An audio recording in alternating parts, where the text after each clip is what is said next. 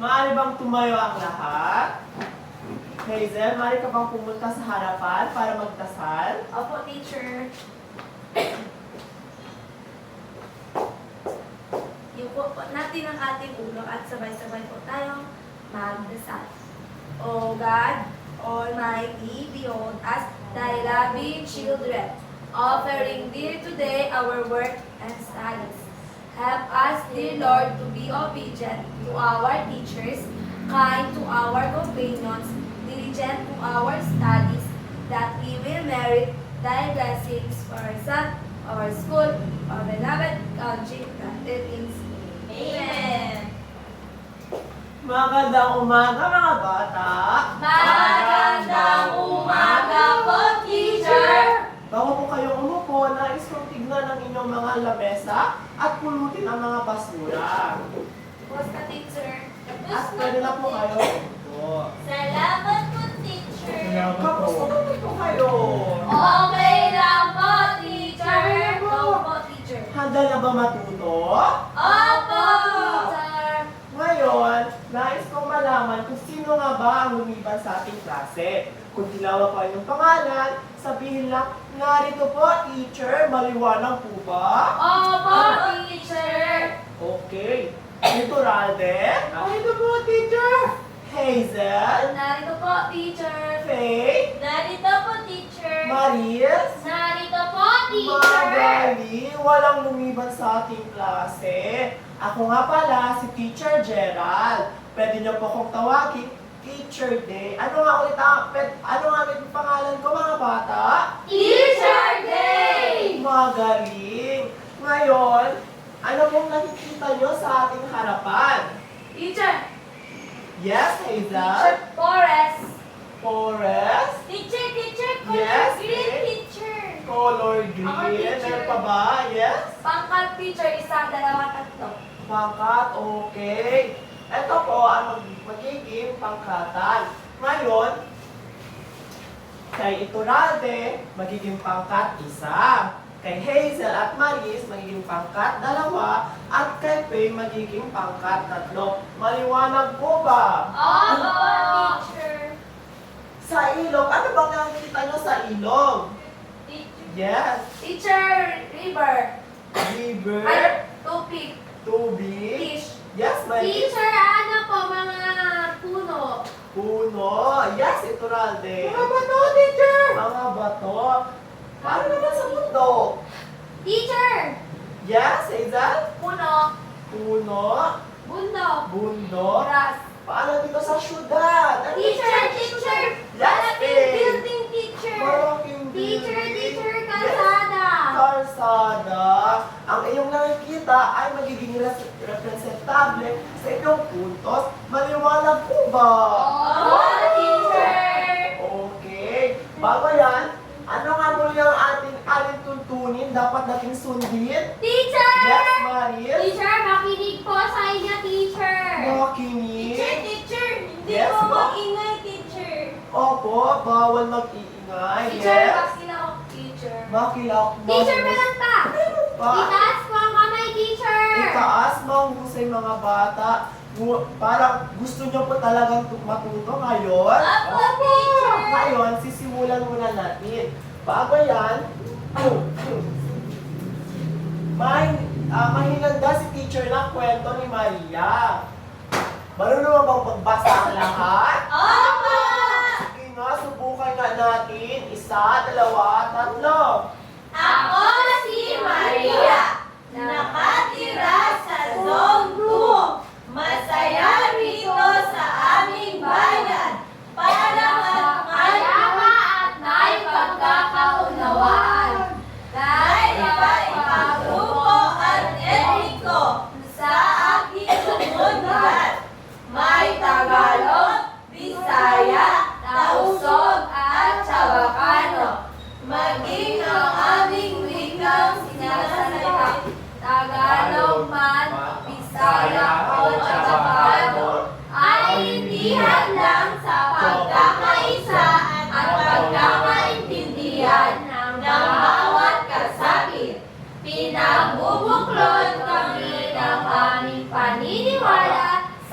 isa ang Diyos, Kristiyano man o Muslim, lahat ay may matibay na pananampalataya.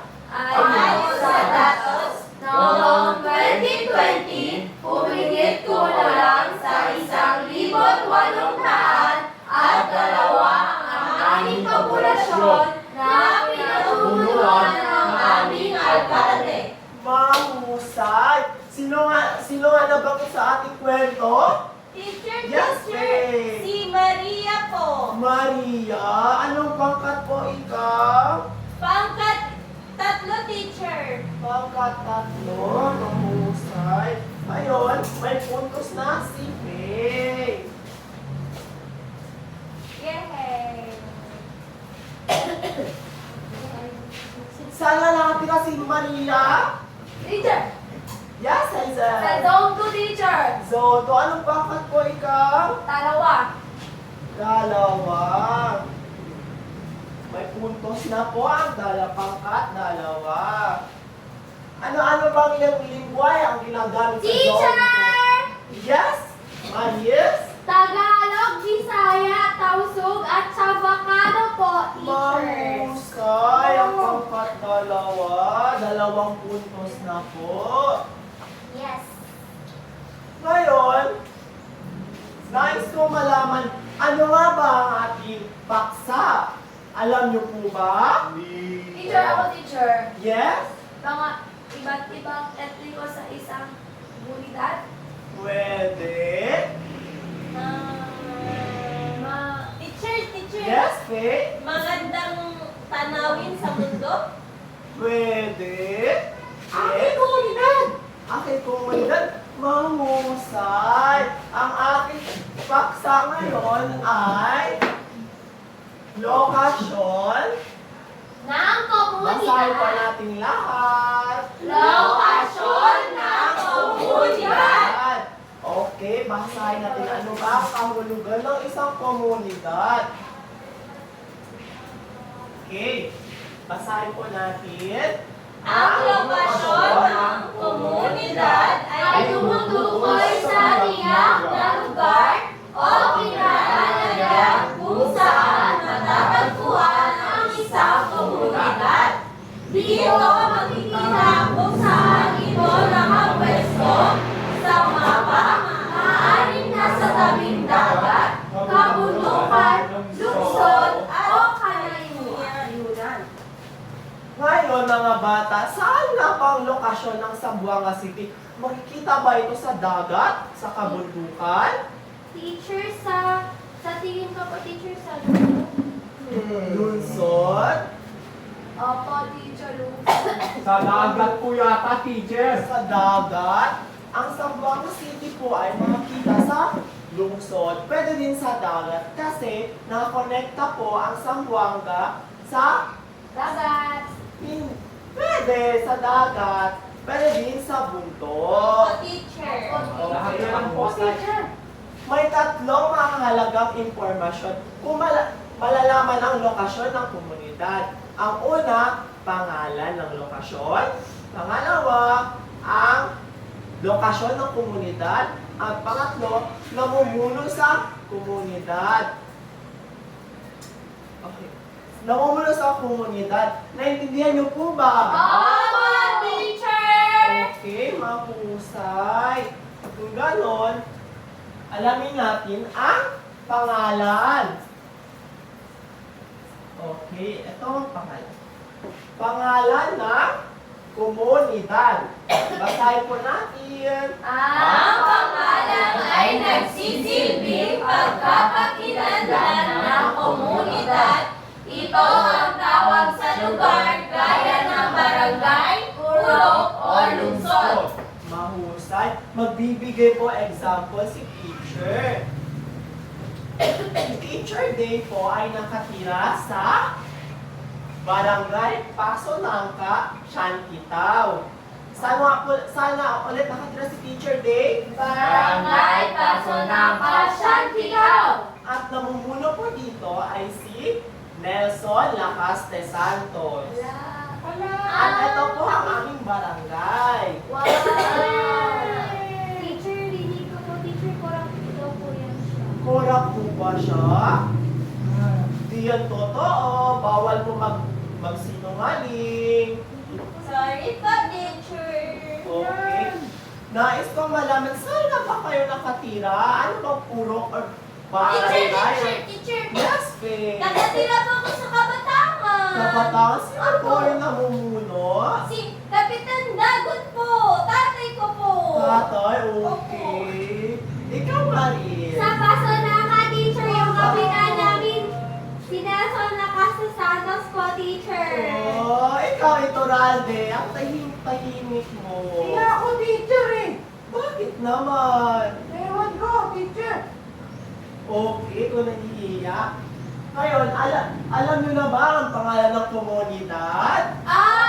Teacher! Okay, mahusay. Ngayon, alamin na natin ang susunod. Ano nga yung susunod natin? Lokasyon po, teacher. Lokasyon, mahusay. Anong pangkat? Dalawa! Pangkat dalawa.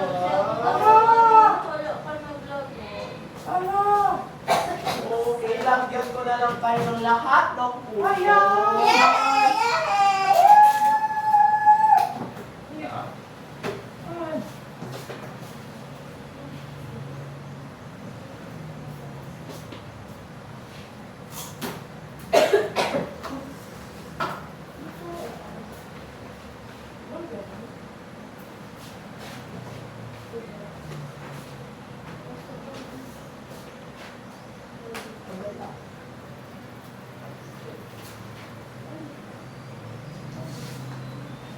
Ngayon, basahin natin lokasyon ng komunidad. Lokasyon ng komunidad. Ang lokasyon ay nakatiyak na kinalagyan ng komunidad sa mapa o sa direksyon. Maaaring ilarawan kung ito ay nasa hilaga, timog, silangan o kanluran. Maaaring ipagtitiin kung ito ay nasa tabing dagat, kabundukan o lungsod. Okay, ang Zamboanga City po ba? Saan po bang lokasyon niya? Sa lungsod po, isang lungsod po ang Zamboanga City. Okay. Ang Zamboanga City po ay natatagpuan sa Timog Kanluran. Tama po, teacher. Opo, dito po. Dito po makikita ang Zamboanga City. Timog Kanluran. Maliwanag po ba? Opo, teacher. Okay, mahusay. Ngayon, dumato na tayo sa, ano pa yun ang last? Ang huling? Namumuno po, teacher. Namumuno. Mahusay. Wait lang po. Okay po.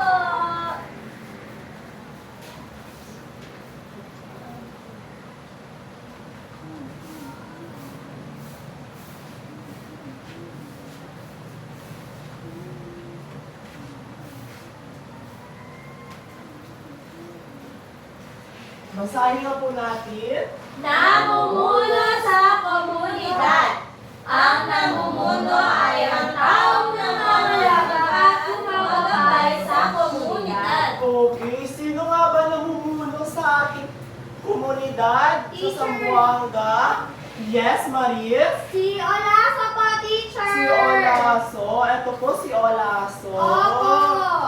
Nagbigay siya ng bigas sa amin. Nagbigay mabuti Ayuda, naman. teacher, ayuda. Ayuda, no? Nagbibigay po siya ng ayuda sa atin. Mahusay mga bata, alam niyo na talagang tatlong mahalagang impormasyon sa ating lokasyon, sa ating komunidad. Ngayon, ano nga yung nabanggit na tatlong mahalagang impormasyon? Teacher. Yes, Ping! Pangalan ng komunidad, lokasyon ng komunidad, namumuno sa komunidad. Mahusay! Dahil dyan, may punto si Ping! Yay!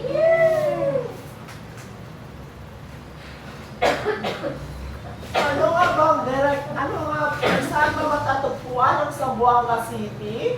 Sa Timog Kanluran. Timog mahusay. nga bang namumuno? Si Olaso, teacher! Olaso, mahusay.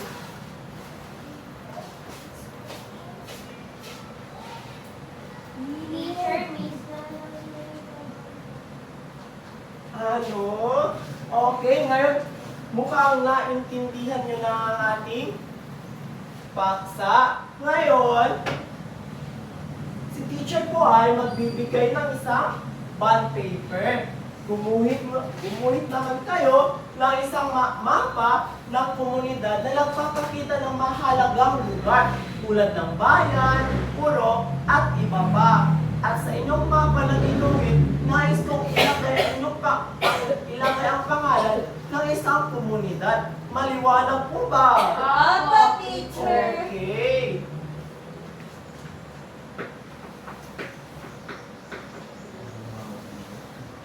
Thank you, teacher. Welcome po. Bibigyan ko lang namin kayo ng limang minuto.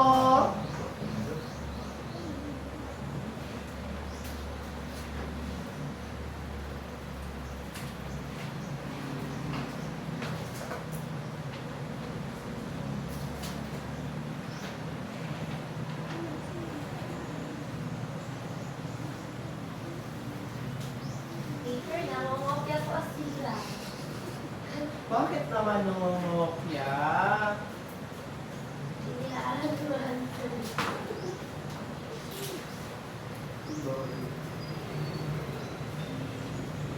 Teacher, ano na po ang gagawin ulit, teacher? Gumuhit ng mahalagang komunidad tulad ng barangay, purok, at lungsod. Ayan.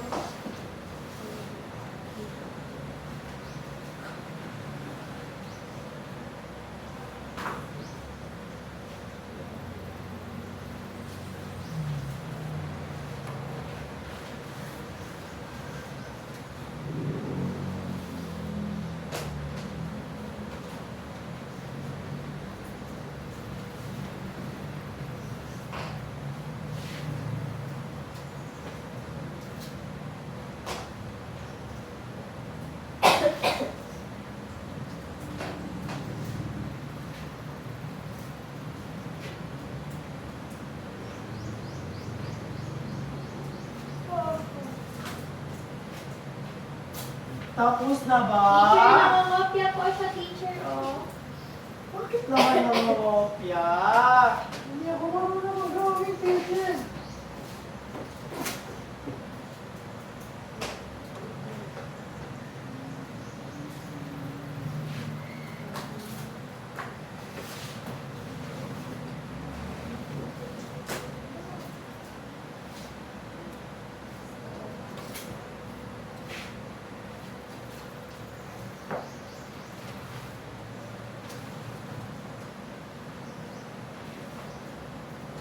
Kung tapos na po, maaari kayong pumunta sa harapan at ipakita sa klase kung ano ang ginuhit nyo.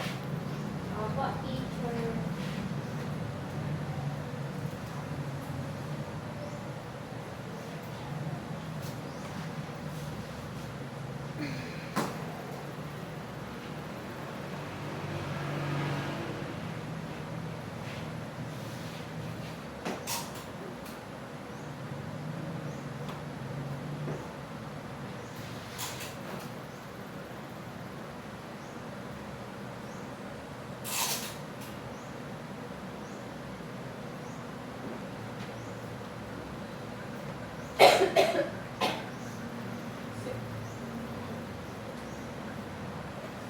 Sorry po.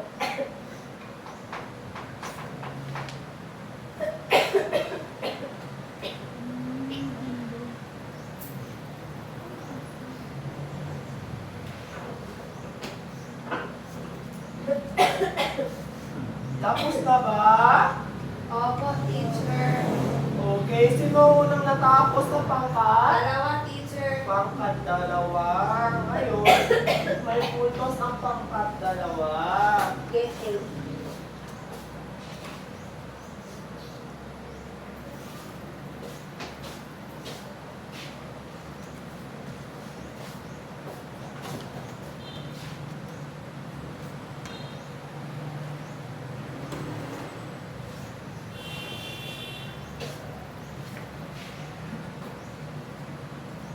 Tapos na po, teacher.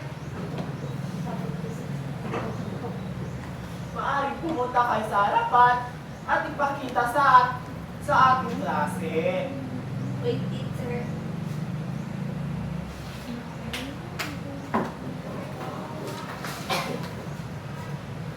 Teacher.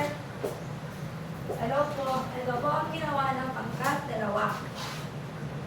Ginawa po namin ay ang mapa ng barangay Pasunangka at Kabataan.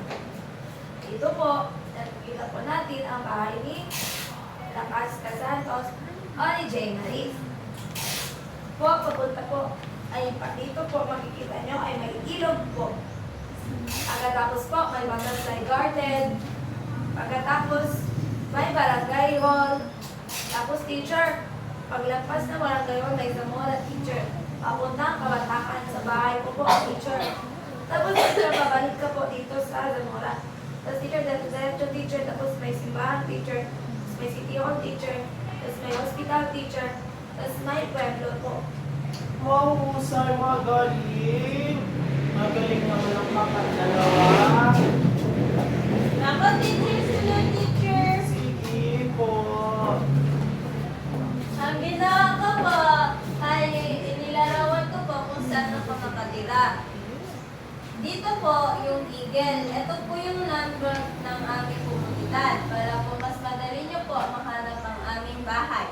Tapos po, diretso lang po dito sa ano po, galing po sa mga papunta sa amin. Ando na po bahay namin. Okay, magaling. Pangkat isa.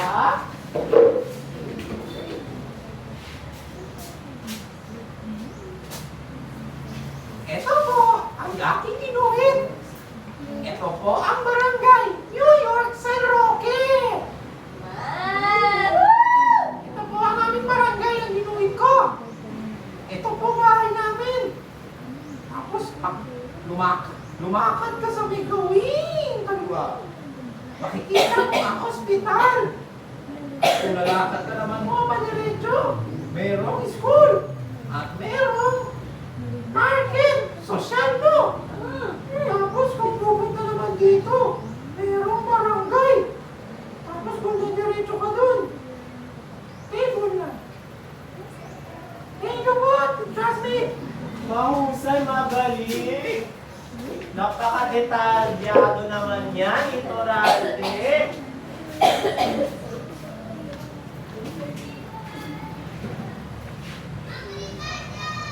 Ngayon, pakilabas ang inyong kwaderno. Isulat ang pangalan, ang baita, at ang petsa ngayon. Tapos na, teacher. Nakasulat na ba? Ama! Okay. Nice ni teacher na answeran ito.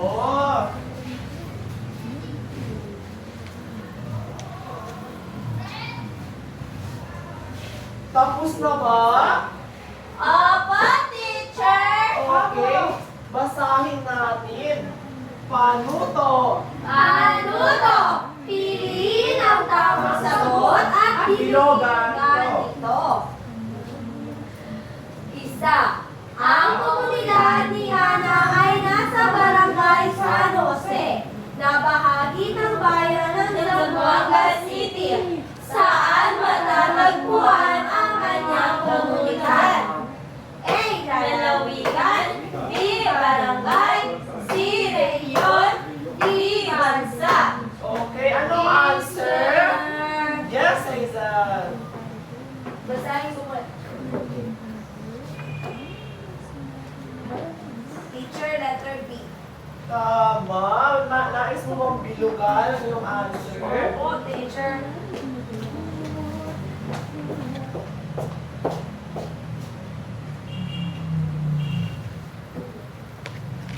Okay. Sa number 2 naman. Basahin natin. Ang Zamboanga City ay Matatagpuan sa amin sa mga sumusunod. A. Luzon, B. Mindanao, C. Visayas, D. Palawan. Saan nga ba matatagpuan? Yes, Maris? Mindanao po, teacher. Okay, bilugan mo nga ang answer.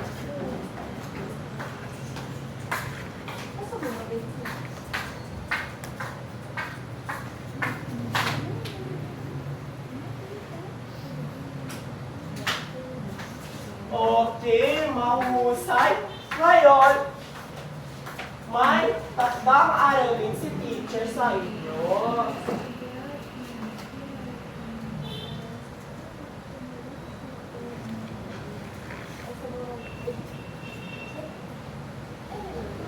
Basahin nga natin.